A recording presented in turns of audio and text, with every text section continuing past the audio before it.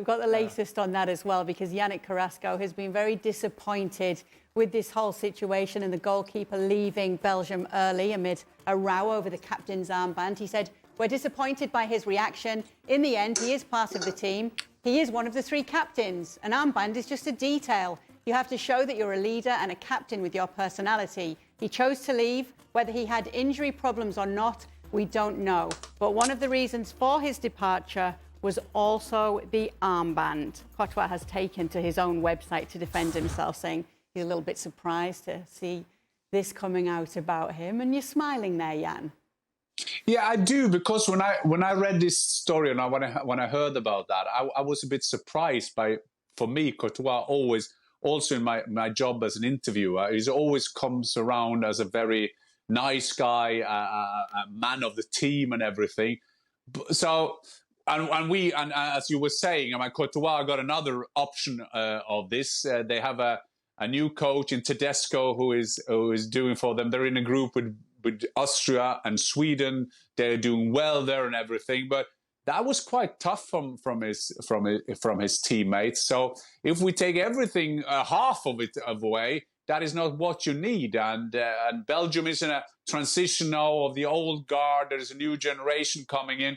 But I think that, seeing that from our position now, it's a bit out of character of Courtois. Of course, when you are one of the captains, you have another responsibility. But at the end of the day, you have a responsibility as a teammate. And if a teammate reacted on this one, they were together now for at least, what do I know, a week, 10 days, being in the bubble there. And this is a quite strong reaction. This is not a good thing for Courtois to have on his resume.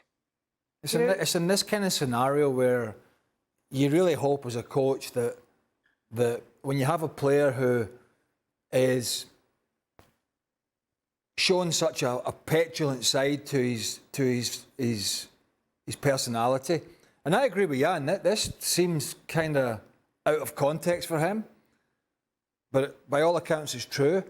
As a coach, you're hoping you have some good backups.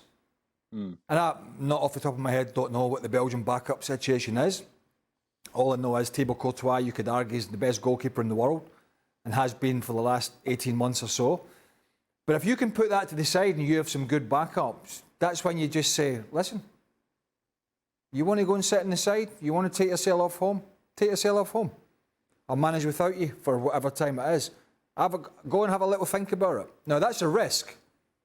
That is a risk, particularly in European qualifiers and World Cup qualifiers. But what do you do as a coach in that scenario? What do? Do you go down on one knee and beg for him to come back? Because you're leaving yourself wide open across the board with the whole squad. And so he's put, and particularly a new coach, he's put a new coach in a very, very difficult position, particularly being one of the main men in this Belgian side.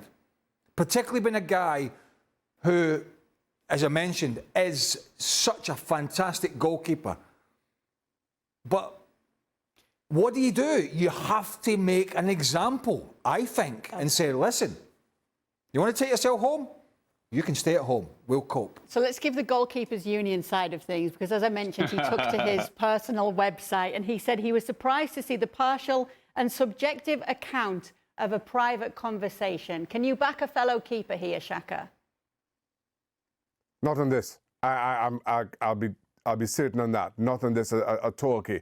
Listen, after Tedesco said what he did and then Courtois responded, right, you're wondering, well, I wonder where the benefit of the doubt really lies. I think most people felt it was Tedesco, but Courtois had a say, or he was injured, and the doctors kind of spoke to each other.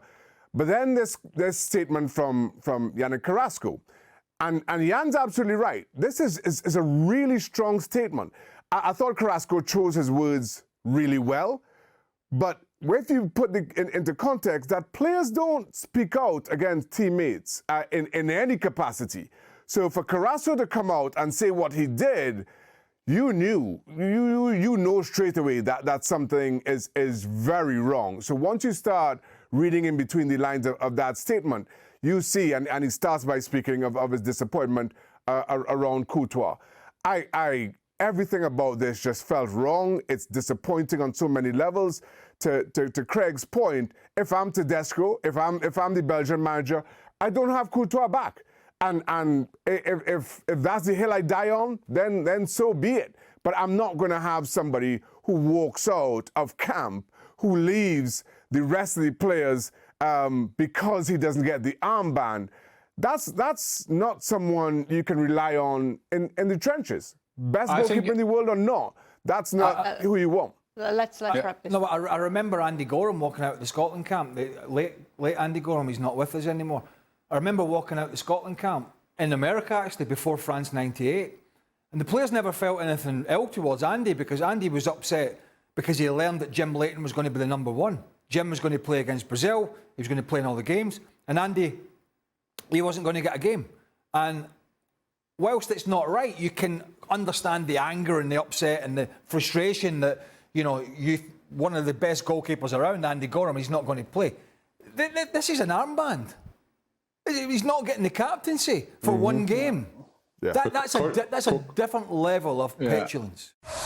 Well, thank you very much for watching ESPN on YouTube. For more sports highlights and analysis, be sure to download the ESPN app. And for live streaming, premium content, and let's not forget as well, ESPN FC 7 days a week. Subscribe to ESPN Plus.